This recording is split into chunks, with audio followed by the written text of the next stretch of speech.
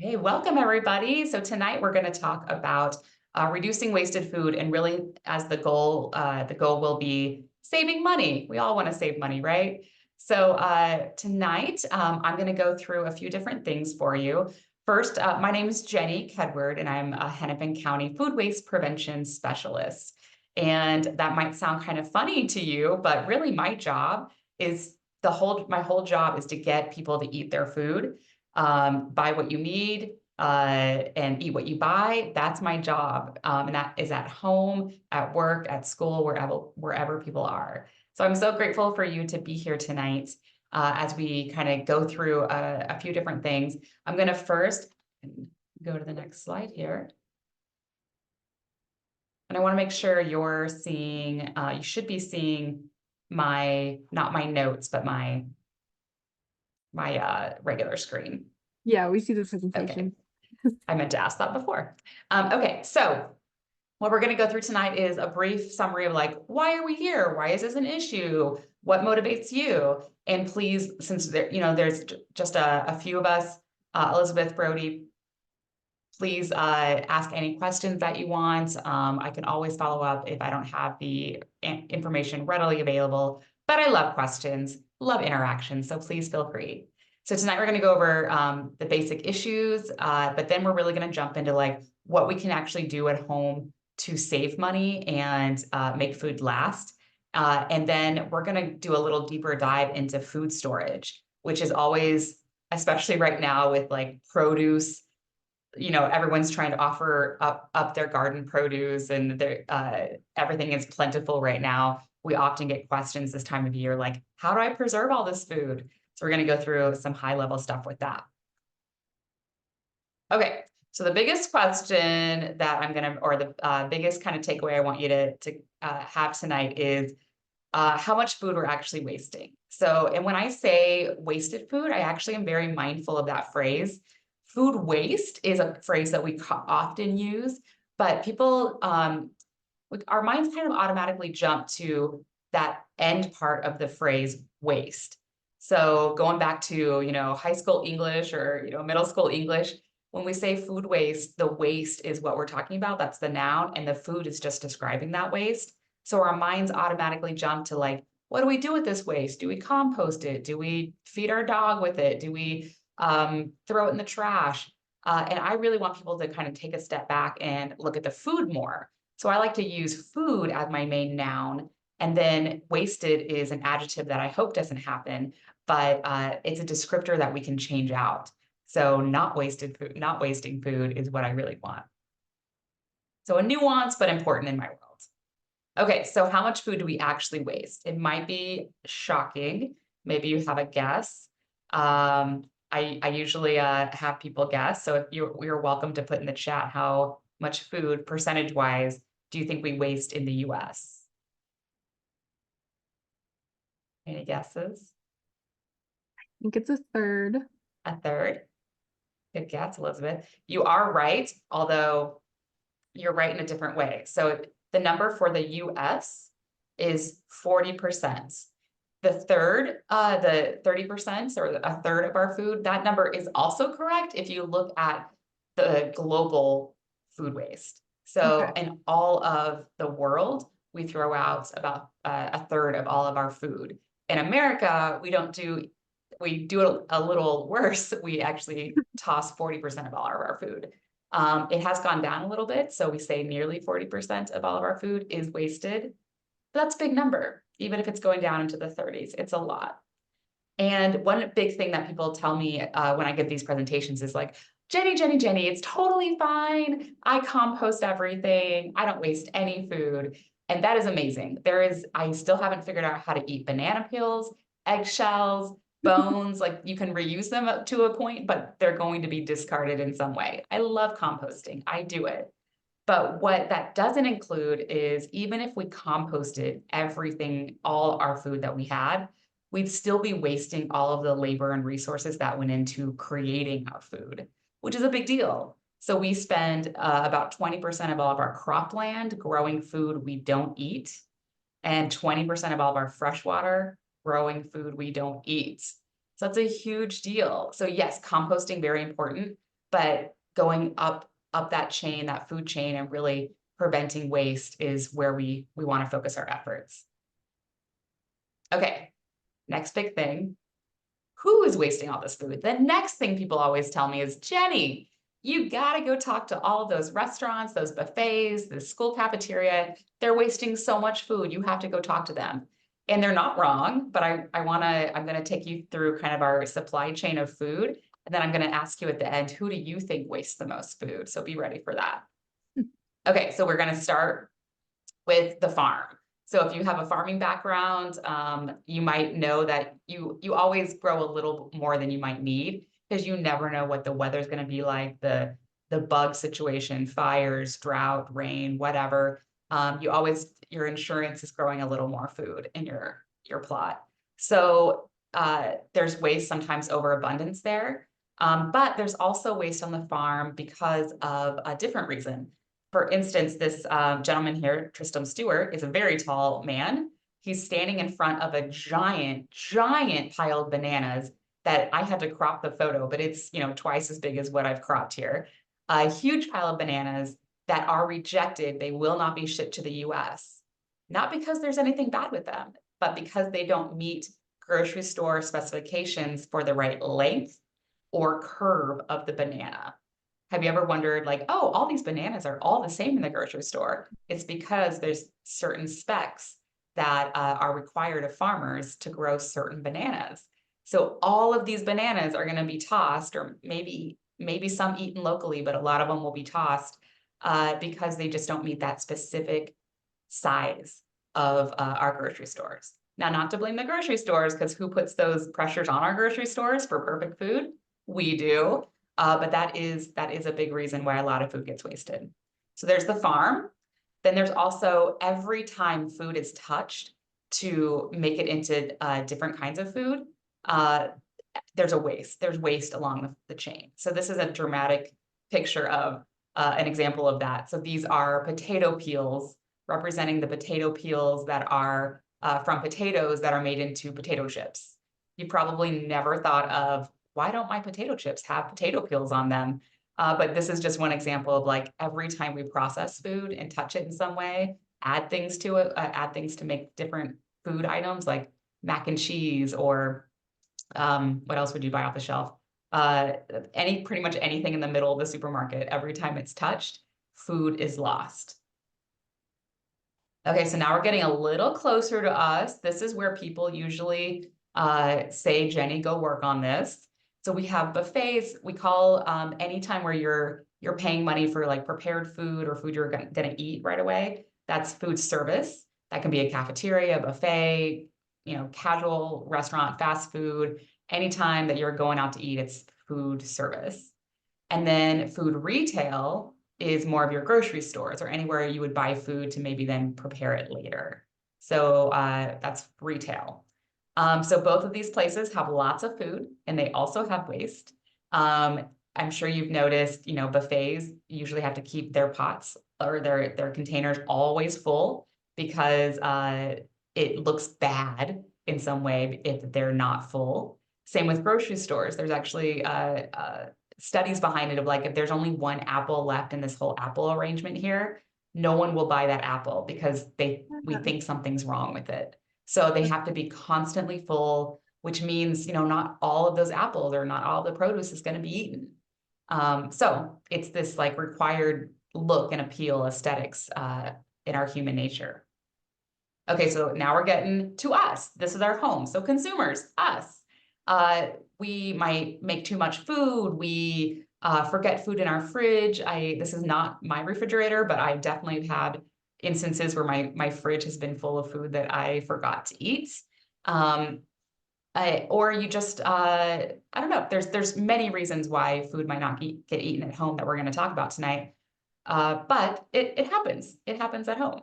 So from farm to us, who do you think wastes the most in that whole chain? I'll let Brody guess first if he wants to. Yeah. Brody, any guesses?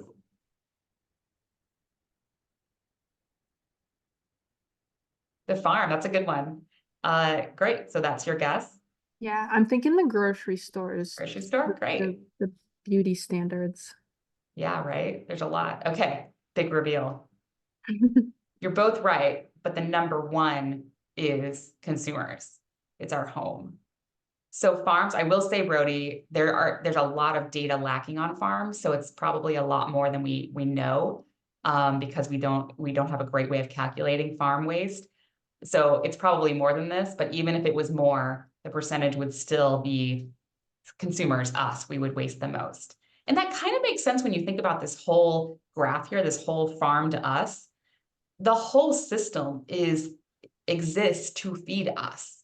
So yes, there's waste along the way, but if we're the end of the road for all of this food, it makes sense that like a lot of it ends up in our homes and then we might waste it. It's a lot. So there's different stats on this. The EPA has slightly different numbers, but everyone can agree that in the US, households are the biggest wasters. And it's interesting because you said, Elizabeth, you said grocery stores, and they do waste a lot, but what you'll notice is we're a very visual species, right? So it's really hard for us to understand like large numbers or small numbers or like adding up over time. When we see a large amount of food, that sticks in our mind. Like that's where the most food is. So that must be where the most waste is. And if you're just, Mm, doing some plate scrapings or dead food in your fridge, it's a little bit over time, but there's just billions more of us and happening a little bit at a time. yeah, and I think you'll get into this like the aspect of saving money and grocery stores like this is their business. So they need to save every like dollar that they can, but us as consumers, maybe we're not focused on how much money we could be saving if we didn't waste as much food. So maybe if we looked at our fridge more like a grocery store, a mini grocery store, maybe the financial side of it would be more front of mind. I love that point. You're so right. Like margins are very thin at a grocery store. They don't make a ton of money off of their produce or fresh foods, even though that's where all the nutrients and health is. So they don't want to throw a lot away, even though sometimes they do. It's money loss for them. And even if they donate it, they're still losing that income. Mhm. So you're so right.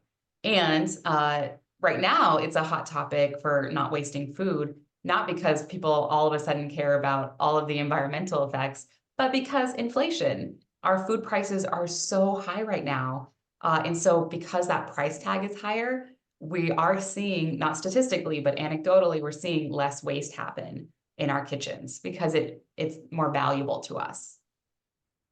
Right Yeah. now this is post 2020, but pre major inflation, the new numbers for how much we're wasting in a household for dollar amount are over $2,500 a year for an average family of four. So some waste more, some like waste less, but that's a paycheck, right? Of $2,500 a year on food we throw away. We bought it and didn't use it. I'm just going to quickly go over oh, no, we're not going to go over that. Well, I'll tell you for another thing people say, like the last big thing people tell me is, well, it's okay if food goes to the landfill because it will decompose. So it's not that bad. It'll go back to nature. And this is half true. It does decompose, but actually food doesn't even start decomposing in a landfill for 4 to 5 years. And that's because at a landfill, we squish all of the air out of our trash so that we can put more trash on top. And when we do that, we create an environment without oxygen, and that makes decomposition different. Like if you threw a banana peel out in the forest, it has oxygen and sunlight and the right bacteria to break down that banana peel and into compost. If we do that in a landfill, we don't have the sunlight, we don't have the oxygen, and then we have different bacteria that eat that food, and it actually produces methane. The bugs produce methane that way. So landfills are one of the leading causes of methane pollution in the US, and it's because of our food. Okay, so that's all the depressing stuff I'll talk about right now, right? Like, let's move on. The great thing about that, though, that I'll say is because households, us, are the biggest wasters, that means we have the biggest opportunity to not waste. Like it's in our hands to not do that. And all of the other, the commercial, the retail, the producers, all of those we're also working with as Hennepin County and our cities. But we do a lot with residents because we know there's a lot of work to be done there. So the biggest thing that you can do of like trying to fight this issue, right, or challenge this issue and inspire households, we need to know, we want to know the issue more, like what is happening that's making households waste food. And we actually know there's many studies, and it's nothing crazy and revolutionary. You probably have done one of these things. I certainly have, but we waste food because we're on autopilot a lot of the time when we go shopping. We are the dynamic lifestyle. That's just fancy term for we're busy and things pop up. A friend calls for happy hour, or we have, Frisbee league on Thursdays. Like we're busy people and it's hard to fit in when we're going to plan and shop and cook our food. The biggest one of that is because we're on autopilot and we are busy, we don't do any planning. So we show up at the grocery store and kind of stare at everything and kind of go through the aisles haphazardly, like, I'll get this, maybe this. We also know that there's this health push too of like people who want to change their lives or eat healthier, kind of saw something on TikTok they want to try. That's great, but then there's still no planning for it. So you show up to the grocery store having this image of who you want to be, but then you buy all this food of who you want to be and then don't follow through with what you're going to do. And then the last one here we're going to talk a lot about tonight is storage. So no one has taught us, like sat us down in school and been like, here's how to store a potato. You just kind of figure it out and you did what your parents did or wherever you grew up, and that's what you do. But think about how much preservation has changed since our grandparents and great-grandparents. In the last 50 plus years, so like many things have changed from, ice boxes to gigantic energy sucking fridges to now we have fridges that are smart fridges. So a lot's changed. Okay, so tonight I'm going to talk just a brief thing about a self-assessment that you can do, or some other fun if this intrigues you to sign up for. And then what we're really going to talk about though is storing food to make it last, and then some tips to use up the food that you bought. So that's really, we're not going to talk, I'm going to skip over meal planning and shopping. If you're interested in that, I can definitely follow up with other resources, but we're really going to talk about storage tonight. So big thing right now that's starting in 2 days, August 1st, is our Hennepin County Stop Food Waste Challenge. So if you need that like kick in the pants to really like get going, try something new, sign up. And I think Elizabeth, drop the link if you can for the challenge. The Stop Food Waste Challenge is 4 weeks long. So 4 weeks, that's it. We can all do that. It's in August, and you sign up. There we go. You sign up and you get to pick all of these different actions that you want to do. You create a profile, you select actions that you're already doing, because I bet you're already doing some stuff and you want to get credit for it. Great. So you can sign or say what you're already doing. And then you actually, you mark off up to 10 actions, it doesn't have to be 10, of things you want to test yourself, like push yourself. And then throughout the month, you'll get like an email update, some helpful tips. And every time you do something or you share in comments or the forum, you get points. And actually there's prizes at the end of like how well you did. But even if you don't go above and beyond for all the points, the cool thing about this is for every action that you say you do or that you have tried out, the system in the back end actually creates like how much environmental impact you had. Like you saved this much greenhouse gases. And it's just kind of cool to see your own impact, but also everyone who's in the challenge impact. I think we have 600 people or so signed up so far. So you can create your own team too at your apartment. Okay. before I get into all of our fun storage stuff, any questions? No questions yet. Thanks for sharing that, Elizabeth.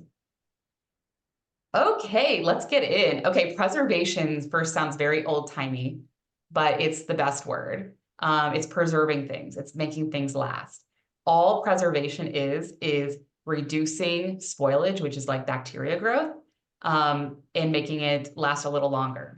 And there's two main ways that we preserve food. There's short-term storage, which you probably didn't even know that you were doing preservation using your fridge and freezer. You are, or sorry, fridge. And then for long-term storage, you probably didn't even know you could do that with your freezer. So we're going to talk about short-term and then some of the long-term storage. And we're going to talk about freezing, doing some quick jams and quick pickling, which sound really complicated, but they're not. And then if we have time, we'll talk about some drying. What I'm not going to talk about tonight, because it could be a whole nother presentation, is canning, fermentation, and curing and smoking of meats. But those are also long-term storage. It's all of these things are what like our great-grandparents did, or great-great-grandparents did to make food last before we had refrigeration. We've known about these things. Okay, short-term storage. You already do these things, I bet, but let's improve on it. So storing your food right as soon as it comes into your house, best way, like that's key, step one. And then using your fridge as kind of that pause button on spoilage. So one thing, I didn't do that one. So we have this fun little handout, which I can drop off some to the apartments or to your apartment to hand out if you'd like. We have this little cheat sheet that you can put on your fridge of like where things go.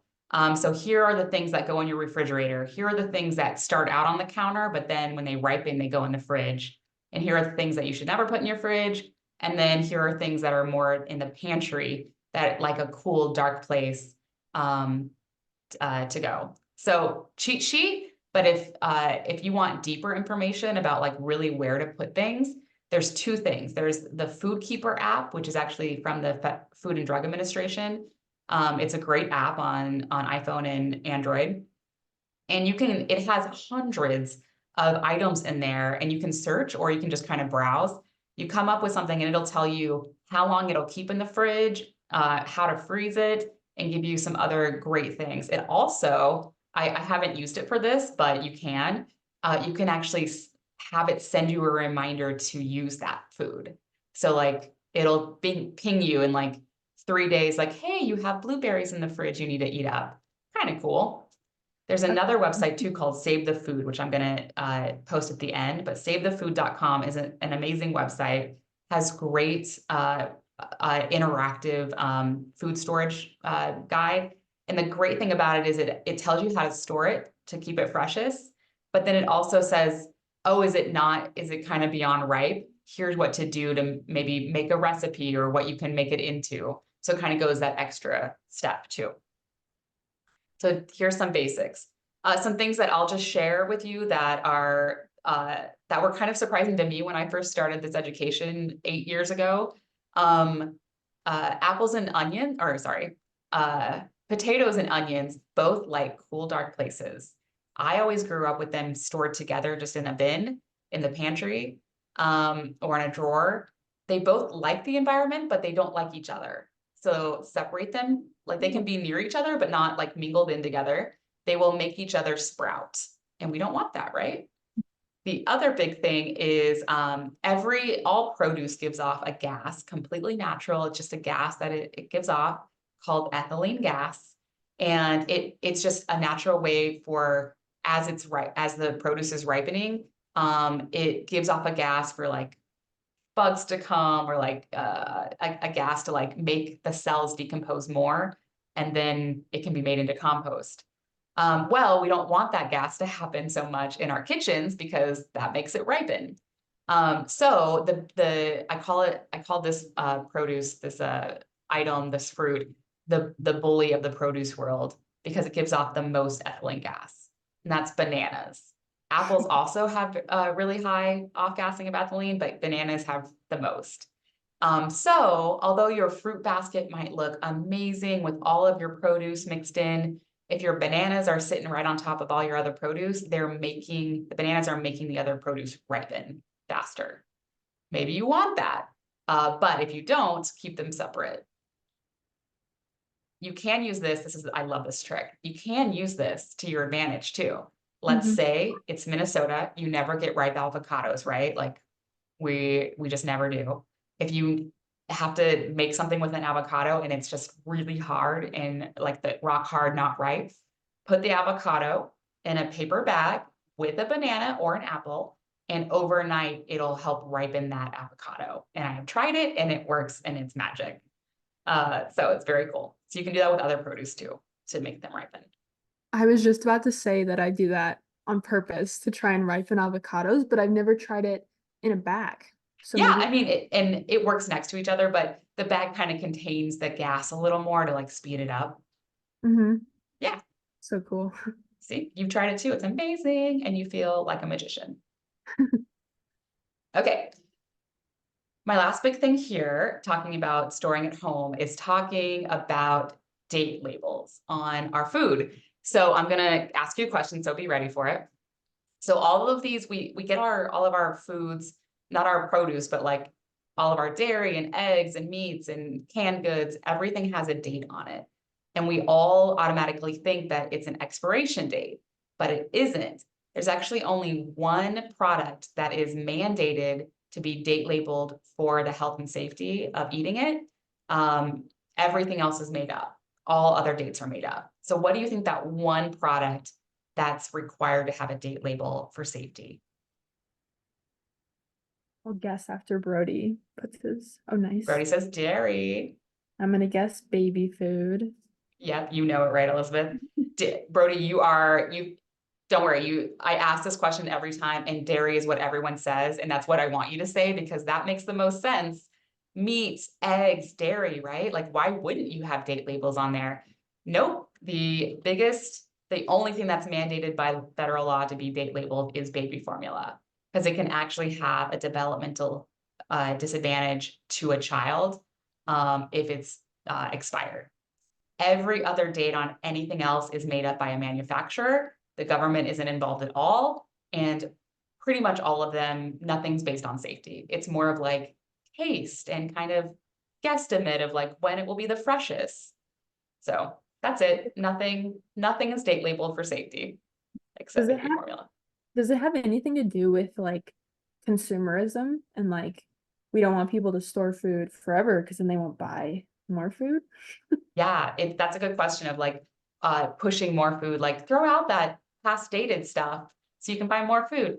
It is a Yeah. little bit, it actually started in the 70s when grocery stores actually didn't show the date for a long, long time until the 70s. There used to be like a code on food, and the grocery store knew how to read the code, like read the code, like decode it from the manufacturer, and they knew what it meant. But there's this huge push from consumers saying you're hiding information. We want to know that date. Like stop lying to us kind of thing. Yeah. And so then there's a big push, and that's why dates started appearing, is because consumers wanted to know. But then there was this misconstrue of like what the date means. And it was never meant for safety. It was more of like, hey, grocery store, you bought it. This is when we packaged it. Maybe it's too old. Maybe you should take it off the shelves and get new product. But it was never meant for safety. But Gotcha. that is the theory, Elizabeth, is like they're just like wanting you to push more food, right? Yeah. Like, oh, I better throw this out.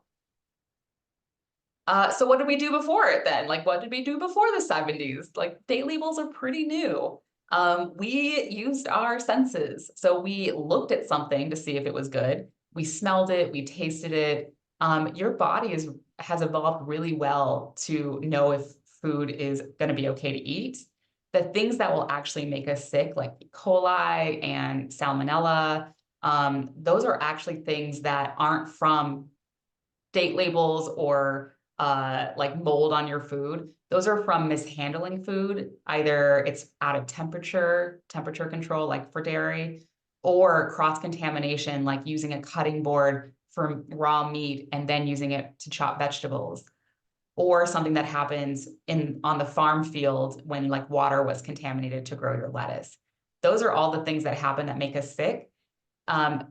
The date label or anything else that you can like visually see, like it won't harm you in that way. So you'll know if something tastes off and you'll stop eating it, or you'll smell the milk. Like our senses are really good that way. Okay, now we're gonna get to know our fridges a little bit. I don't know, I'm gonna make all these up here. So our fridges are not intuitive. I can speak a whole hour on refrigerators and how like insane our refrigerators are in America. Like in other countries, they have very tiny fridges. Consumers go shopping much more. Instead of like once a week, they'll go every day. So their fridges are small. In America, our fridges are huge and really deep. So we also lose a lot in our fridges because they're so deep. No problem, Brody. Thank you so much. Okay, so our fridges, we also want them to be in a certain temperature. But if you have an older fridge like mine, it just has that weird dial on it that's like 1 through 5. I have no idea what a 1 or a 5 is. So I actually bought a thermometer to put in my fridge so that I would know where the temperature is. Like it should always be around 40 degrees, 38 to 40 degrees to keep things cold. Newer fridges luckily have an actual thermometer, like a digital thermometer in them, where you know exactly what the temperature is. The coldest part of your fridge is the middle inside of your fridge. That's the coldest part. So if you need to keep something like dairy, meat, eggs, you want it to be the cold, like preserve it the longest, put it right there. The warmest part of your fridge is the door of your fridge, because you open your door and it has more surface area to get to room temperature. And it doesn't have that deep cold to like keep it stable. So I don't know why that our whole country, our culture is we store eggs and milk in the door of our fridge. That's like in every picture and in every movie or whatever. Yeah. We don't want to do that because eggs and milk could go bad more easily in the fridge door. Now, of course, if you're going through like a gallon of milk a day, because you just love milk, this doesn't matter. But if you need milk to last longer, don't put it in the door of your fridge. Okay, going through long-term storage. Any question though about fridges and basic storing? No, that makes so much sense that the middle of it is the Yeah. coldest. Yeah, And and if you are a person that doesn't have a lot in their fridge, like we don't have a ton in our fridge because we go shopping more so that we meal plan more. You can actually store like bottles of water or things in the back of your fridge for emergency preparedness in case like your electricity goes out, you'll have water there. But also it makes you push things towards the front, and it takes up that space so things don't get pushed back. So if you feel like your fridge is empty, you can fill it with other things besides food that you're not going to eat, if that makes sense. yeah, it also is so nice for a while now, I've been trying to get into the habit of shorter grocery trips. Yeah. So I'm just not carrying as much stuff. And then it's also, I'm just like thinking more instead of buying all of the stuff I think I would eat at one time. I think that could That's help with not filling up the fridge. Yeah, and that's so perfect. You're doing exactly what you should do to not have waste and to save money. You're only buying what you know you'll use. And Mhm. if you go through it, then you go back to the store, but it's better than like buying things and wasting them. Yeah. So that's perfect. Okay, so we're gonna jump into some basic freezing, jams, pickling, like some basic stuff here. So freezing, I did not personally meet my freezer until I was 35 years old. I don't know what I was using it before, like ice, I guess. I don't know what, ice cream, that would be it. I love my freezer now, so much so that when I did finally get a house, I bought an extra freezer because I use it so much when I have an abundance of something, soups, berries, whatever, I have that extra space to store. Freezing is amazing. It's like a more of a pause button, like a long-term pause button for your food. And it's the easiest way to preserve your food without having to learn a lot of new skills, right? So all you need to freeze things is a freezer, containers, and I get asked questions about like, what's the proper container? I've used everything from like plastic takeout containers that we have an abundance of sometimes, to plastic bags, to I do use glass jars, but I'll have some caveats with that in a second. You can use anything and store it. The biggest thing, well, I'll talk about that in a second. I'll wait on the plate or tray in a second. That's another thing that will help you freeze certain things. And then an optional equipment is an ice cube tray, and I'll go through that. So tips first are label everything. Everything looks the same after like 2 days in the freezer. Like you will not know what something is. Even this beautiful picture, that's a great, beautiful feng shui freezer. Mine does not look like that. Things look very similar and are covered in frost, right? So label, and you can put the date not for safety, but more like to encourage you to like not forget about it. And then freeze in portions. This is a big one that I had to learn the hard way. So let's say you made a lot of soup. Maybe not right now because it's 90 degrees out, but one day you will make soup and you might have too much of it. So instead of putting all of your leftover soup in one huge gallon bag, plastic bag, and putting it in the freezer, put it in the sizes that you would want later. So I usually use like 2 cups worth at a time. So either like a jar or a freezer bag of like 2 cups worth. And then you only have to take out that amount to thaw when you want it in the future. If you did the big, huge bag, you have to thaw all of that to get just the amount that you want. Lesson learned the hard way. So that's with everything really. Okay, so leave room for liquids. That's the glass jar. We've all broken something in the fridge, right? Or had a soda explode in the freezer. I mean, freezer. Liquids expands. And so you want to be careful of that. Like if you're storing any kinds of liquids, even if it's not soup, but something liquidy, let there be room for expansion. So that's the big trick with glass, storing in glass, is not giving enough room for expansion. And that is something you will learn very quickly if you break a glass. But if you break a glass, at least the food is frozen. You didn't make a huge mess. You just lost a glass jar. Okay, and then the biggest thing people tell, or the biggest kind of challenge people have with freezing is freezer burn. So the biggest thing I can tell you is keep things airtight. So here's an actual example, a great example from the Oregon Cottage group that does preservation classes. You don't have to have like a food saver or vacuum sealer to get oxygen out of your bag of green beans here. What they're using is a straw, and they're vacuum sealing it by putting that straw in, sealing up the bag all around the straw, and then sucking the air out. And as you do that, you eventually like take the straw out and close it as soon as you can. Ta-da, you vacuum sealed something. Yeah. So it can be as easy as that. That's a great tip. It's super helpful. Okay, so what can I freeze? This is just to get your mind going of like, it's more than just ice cubes. Okay, fruit, all kinds of fruit. We actually just had we had a bunch of raspberries that we got free from a neighbor who has a raspberry bush.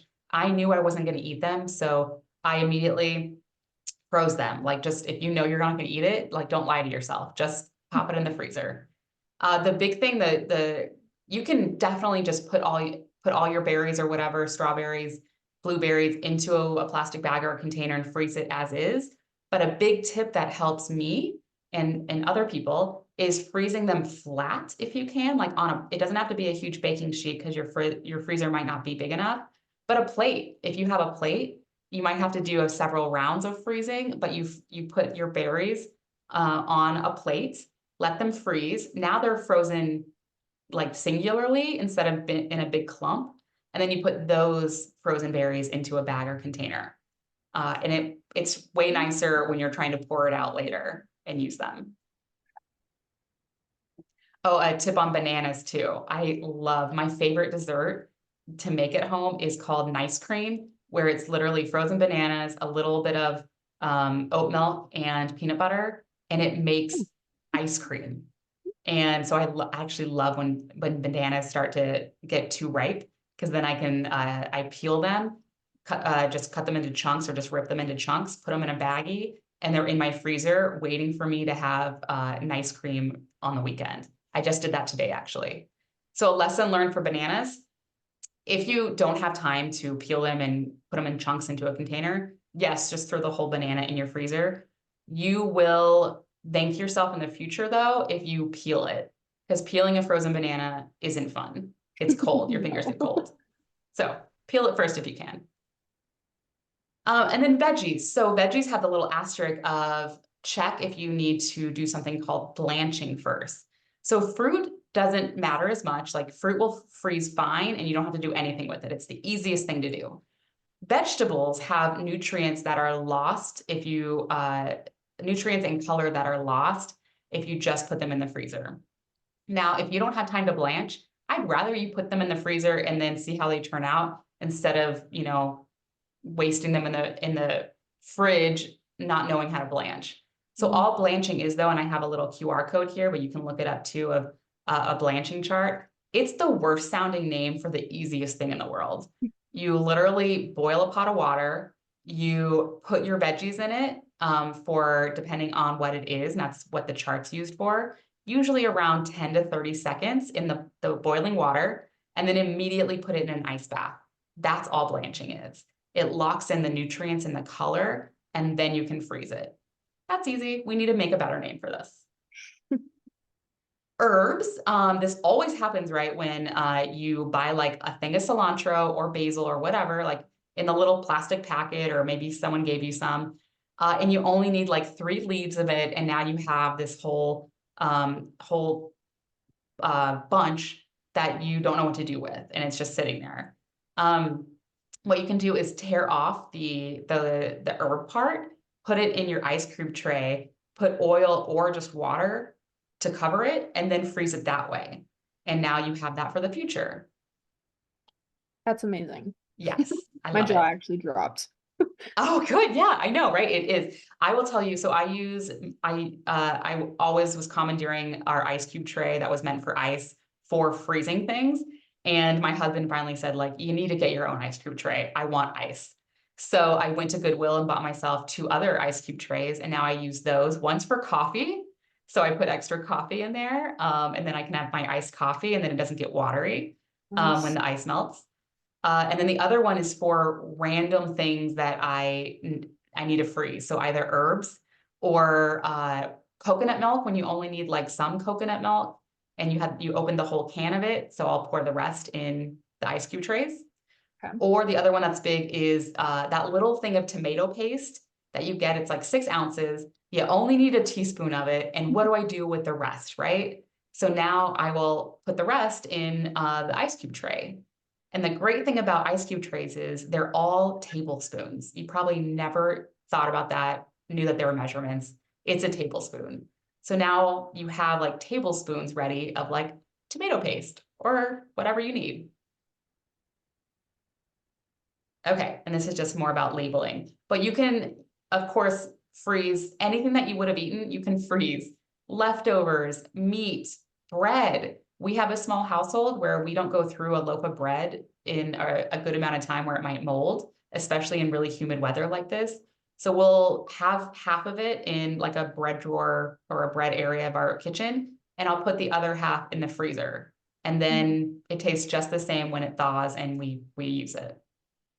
And then same for flour. If you don't go through flour a lot, flour isn't as bad of like going bad, but there can be a little off. Your flour can go kind of taste a little off after maybe 6 months to a year. If you don't go through flour a lot, then you can also put that in the freezer. Okay, now we're moving on to jam. Any questions about freezing? No, I've just been thinking your comment about like preservation and how it's seen as like something that we don't do normally. It's like something that our grandparents only did. I think that's like a huge barrier, I feel like, to like learning more about it. It's like, oh, I don't do that. Like that's something that my grandparents did. Yeah. You don't It need to do seems that. inaccessible. Like I couldn't do that, or I have to like take a class for it. Yeah. It's so easy. Yeah. But it seems really intimidating. Hmm. Okay, so another one that we always think of our grandparents doing magically, like they just knew how to do it. But it's so easy, like jam. So there's different kinds of jam that you can do well, there's one kind of jam or jellies, but jam is what we're going to talk about. The difference is jellies are just more of like clear without like chunkiness to it, and you do more straining. But I love a good jam where it's kind of chunky and like you can see the fruit inside. So jams are the easiest. All that means, all a jam is sugar, possibly a little pectin, which we're going to talk about, and boiling the fruit down. That's all jam is. It's the type, what seems intimidating is when we talk about like long-term storage of jam. So you can just make jam, like I'm actually thinking about making it with some blueberries that I like can't go through fast enough. I have so many blueberries right now, where you could make this jam like boiling the blueberries, putting some sugar in it, mashing it up, and then it's like this jammy kind of sauce. And you can just pour that in a container and put it in your fridge, and it'll last almost a month. If you want it to last longer, we call that freezer jam, and you just put it in your freezer. That's it. And it lasts up to a year. And now you just thaw it and you have jam. The thing that people think about of like jam is canning, and canning can last years. And that means you either pressure can it, so can it with a lot of pressure, which you have a special equipment, or you do water bath canning, also with special equipment. But that seems really intimidating. It's not that bad, but fridge and freezer jam is just as easy, so do that. So all you need really, containers, pots, a masher, which could be a fork, and a stove. That's all. That's all you need for jam. Okay, so what can you jam? Really, it's fruits. You want to jam fruit. I guess you could make like a carrot jam, but I don't think it would be very good. But you can add different things into your jam. But the main things are fruit. And the reason it's fruit is because uh, fruit has natural pectin, which is like it makes things kind of solidify. That's the jam, like jelly type quality of jam. Some fruits have more than others. So it's an easy way to look up a simple, jam recipe like strawberry freezer jam. Look up the recipe and it'll tell you strawberries already have enough pectin. You don't need to add anything else. If you do need to add pectin, that's one of those things that also sounds very grandparents. Like, where do I even buy pectin? Is this like a specialty store? Do I get it on Amazon? You could definitely get it on Amazon, but you can also, like, it's in Cub Foods, it's in Whole Foods, it's in I don't know about Trader Joe's, but it's in the aisle with kind of like usually the seasonal aisle, not seasonal aisle, but like the aisle with like hardware things. That's usually where you'll find it. Sometimes they do put it in the seasonal aisle, like around now. So the recipe will say how much pectin you might need. A lot of times you don't need any. But really, so we talked about preserving is all about stopping bacteria growth. So we talked about fridge and freezers. Fridge and freezers, the thing to stop bacteria growth is temperature. For jams, the thing to stop bacteria growth are the acids and sugars, and that will stop it.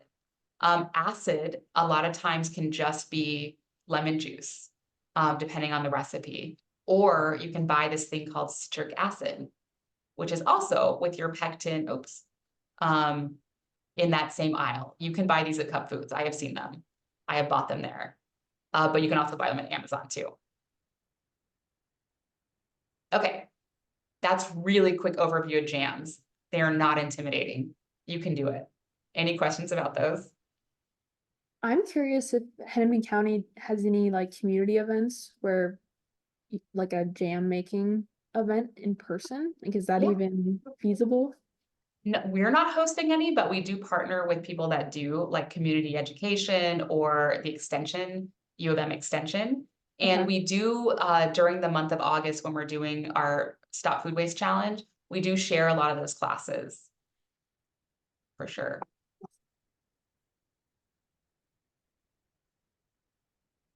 Okay, pickling. Now, pickling is kind of moving into the vegetable era or a vegetable part. So we did kind of fruits of how to preserve them.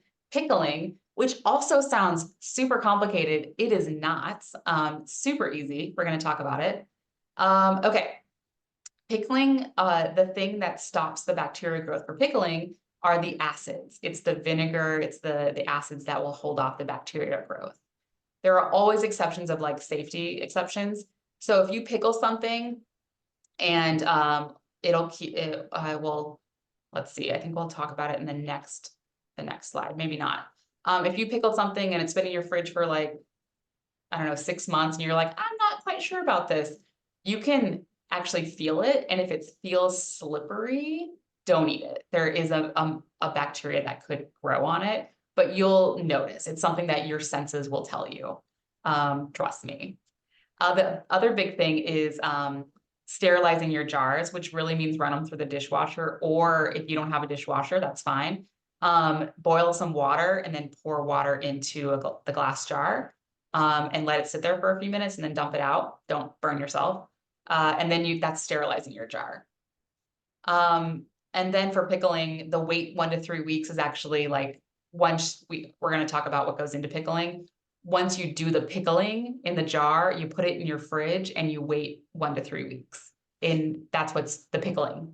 So what happens is the acid is getting into all the pores, the cells of the things you're putting in there and kind of preserving them. And that's why a pickle tastes vinegary or tart, is because of that. Everything will you'll kind of get your own recipes of like what you like trying out, but it can be really basic. We'll go through that. What you need though for pickling: jars and lids, a fridge for fridge pickles. And then if you wanted long-term storage outside of your fridge, that's when canning takes place. We're not going to talk about canning, but that is an option. You'll need spices and either pre-made pickling spices, or you can make your own, and vinegar. So we're going to talk about that in a second. So what can you pickle before we get into the directions? What can you pickle? Cucumbers, of course, right? I just came home from work because someone had so many cucumbers. I have 6 cucumbers now that I'm going to pickle tonight, and it's going to be really easy. And now I'm going to have delicious pickles in the next few weeks. Cucumbers, but also, so you might realize pickles are cucumbers. Like it's one of those when we're kids, like oh my God, raisins are grapes, pickles are cucumbers. What is the world coming to? So cucumbers are an obvious one, but really any vegetables, asparagus, carrots, cauliflower, peppers, green beans, any vegetable really could be pickled. You can also do eggs, which I now know sounds crazy, but I haven't actually tried it, but I know people who have, and they say it works.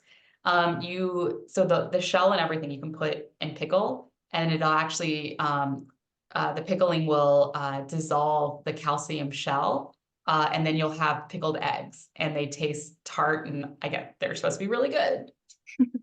And you can do some blueberries, or some fruit like blueberries, apples. I have not tried this, so I'm just putting it out there.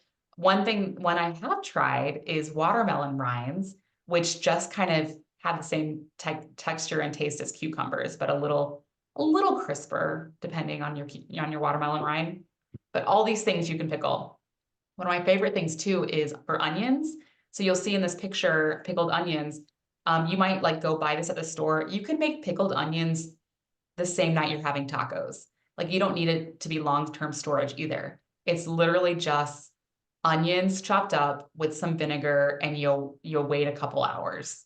And honestly, I've done it in like 30 minutes when I'm in a rush, and you've made pickled onions.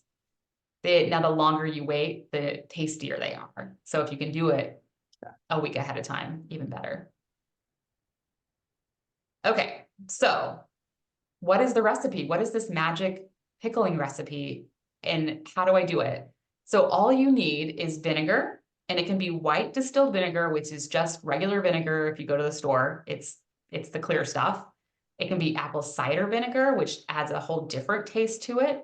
Mm-hmm. But the thing about vinegar is it needs to be 5% acidity. That's the key one, which almost all vinegars you're going to buy at the grocery store are 5%. Just make sure you're not buying vinegar that's made for like other purposes like cleaning or agricultural uses. And it'll say that on there, like not for home use or something like that. But I think it says it on here. I should have got a better label. On the package, it'll say the percentage of vinegar that's in there, and it's usually 5%. This one is really nice where it says pickling and canning vinegar. That's not the norm. You go buy vinegar and it's just going to say white distilled vinegar if you go to Cub Foods. But really easy. That's the main ingredient, right? Pickling salt. So it can't be like your regular salt, like Morton salt, because it has iodine in it. The Morton salt does. So you need salt without iodine. It doesn't need to be pickling salt. Like you don't need to get specialty salts. But just make sure the salt you buy doesn't have that iodine added to it. But you can certainly buy pickling salt and it's ready to go for your pickling. A little bit of sugar. That's why pickles are a little sweet. A little bit of sugar.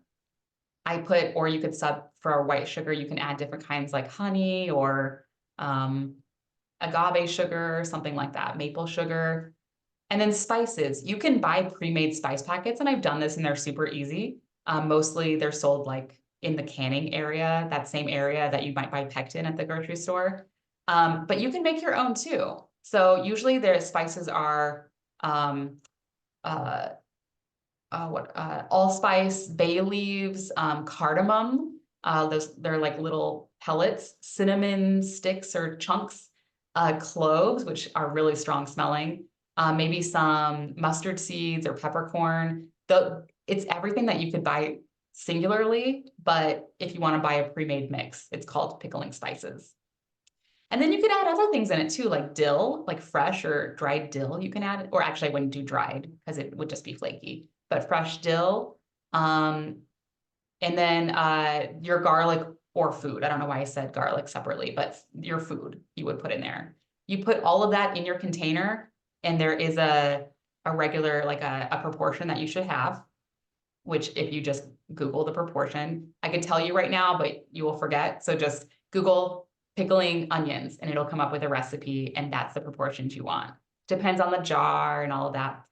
Then you just tighten the lid, put it in your fridge, and you're done. Wait 1 to 3 weeks and you've got pickled whatever you did. Easy. Yeah. Okay.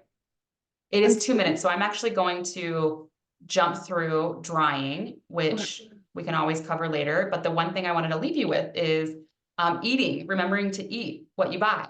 So one thing we're doing right now is part of our Trash or Cash campaign that we're doing. So trashorcash.org. You can sign up for weekly Fridge Check Fridays. So if you sign up every Friday in the morning, you'll get a reminder to go check your fridge. Like, hey, it's Friday. Go check your fridge to see what you need to eat up or make a plan for or put in the freezer. And then there's always another little added tip like how to store herbs to make them last the longest. So trashorcash.org, go and sign up. The other big thing is a lot of times your household might be needing some improvement on like using up what's in your fridge or freezer. So we also have on trashorcash.org a use it up list that you can print and put on the outside of your fridge, or you can make your own. This is my literal one on my fridge. I laminated a piece of paper and I use a dry erase marker and I put what's in my freezer because I don't want to stand there with the freezer door open looking through everything. So I mark what I have in there, and then when I take something out, I erase it. It's really easy, and it's helped our family know what's in our freezer way more. So remembering what you have. And the last thing for that is creating an eat first area of your fridge. So this is my fridge one where it has the colorful eat first in little wire basket, which I got at Goodwill.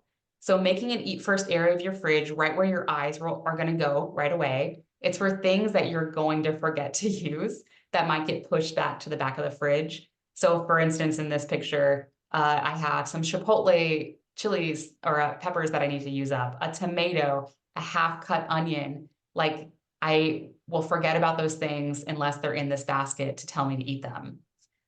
So we have a pre-made one that you can print off, or you can make your own too. Make it fun. And then very last thing is also, if you just know you need to use up food, here are the best like general recipes to use up food or throw things in.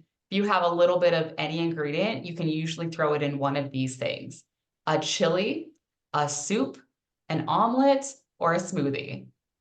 So any of those, you can mask any like little remnants of food, put them in there to use it up if you don't have enough to make a whole meal of something. And then the other thing is you can share excess. We're trying to change the norm of like, you can give away food, you can accept food, and it's about not wasting. And it's not anything about shame or like embarrassment or anything like that. It's about community and not wasting and meeting people. So you can do this in your own apartment and have like your own text or email thread or an area that you want to put food. I'm in St. Paul, and so we actually there's a Facebook group of zero food waste St. Paul, where we post things that like, hey, I'm not going to be able to eat this. Does anyone want it? And then someone comes and picks it up. Or you say like, hey, like I went camping recently and I didn't want to buy a whole bag of marshmallows for my s'mores when I knew I wasn't going to go through all of them. So I asked the group, does anyone have 6 marshmallows that I could have? And it's the best. Someone gave me 6 marshmallows and it was great. So building that community is what it's about. So Nextdoor, Buy Nothing groups. An app for this is the Olio app, which you can download or use on the web. And it's for sharing just like this, but it's a kind of the non-Facebook version. And then last thing, Too Good To Go. It's not a free thing, but you can download the app for free. And it's restaurants that are trying to like clear out things from their daily cooking that they don't want to dump. It's usable, amazing food. They don't want to dump it because it's money and time, but they want to sell it for a little bit. So they'll deeply discount it and then offer it through the app. And then you can buy it through the app and go pick it up. It's pretty cool. So discounted. It's insane. Yeah, like sushi for like a few dollars, but Yeah. it was made that day. Okay, and I mentioned save the food, but I'll end on like wasted food is a huge problem, but it's fun because we are all the solution to work together. And here's my contact information too. Awesome. This was awesome, Jenny. I learned so much. Oh, good. And yeah, I'm excited to share this with everyone else and hopefully they'll watch it and